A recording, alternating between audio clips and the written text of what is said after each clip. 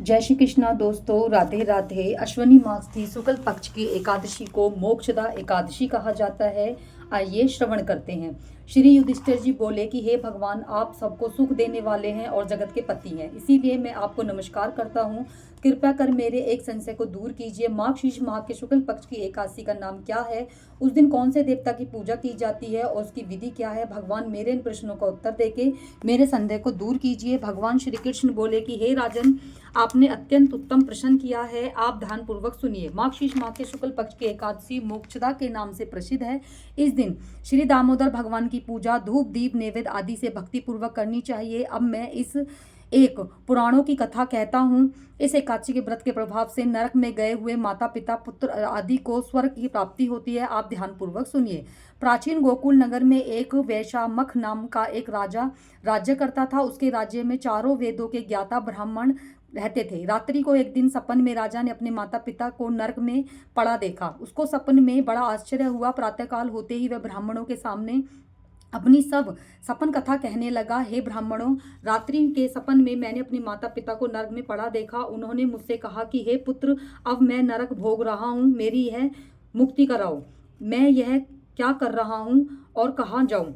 उस दुख के कारण मेरा शरीर तप रहा है। आप लोग मुझे किसी प्रकार से तप दान आदि से बताइए ताकि मेरे माता पिता को मुक्ति प्राप्त हो सके। उस उत्तम पुत्र का जीना व्यर्थ है जो अपने माता पिता का उद्धार ना कर सके। राजा के ऐसे वचनों को सुनकर ब्राह्मण बोले कि हे राजन, यहाँ से करीब की वर्तमान भूत भविष्य के ज्ञाता पर्वत नाम के एक ऋषि आश्रम है। आप यह सब बातें उन्हें जाकर बताइए, वही आपका समाधान करेंगे।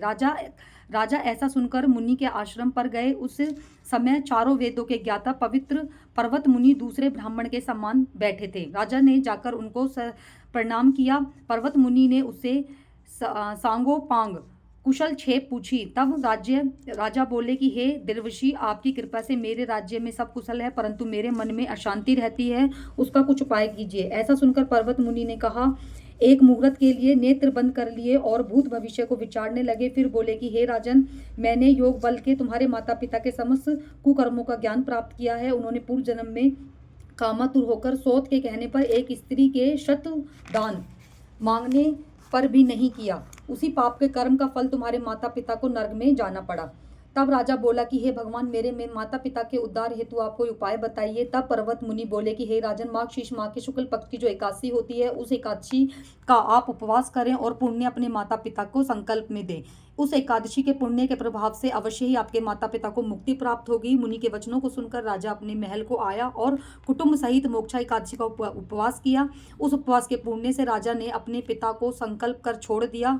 उस पुण्य के प्रभाव से राजा के पिता को मुक्ति मिली और स्वर्ग में जाते हुए अपने पुत्र से बोले, हे पुत्र, तेरा कल्याण हो। ऐसा कहकर स्वर्ग को चले गए।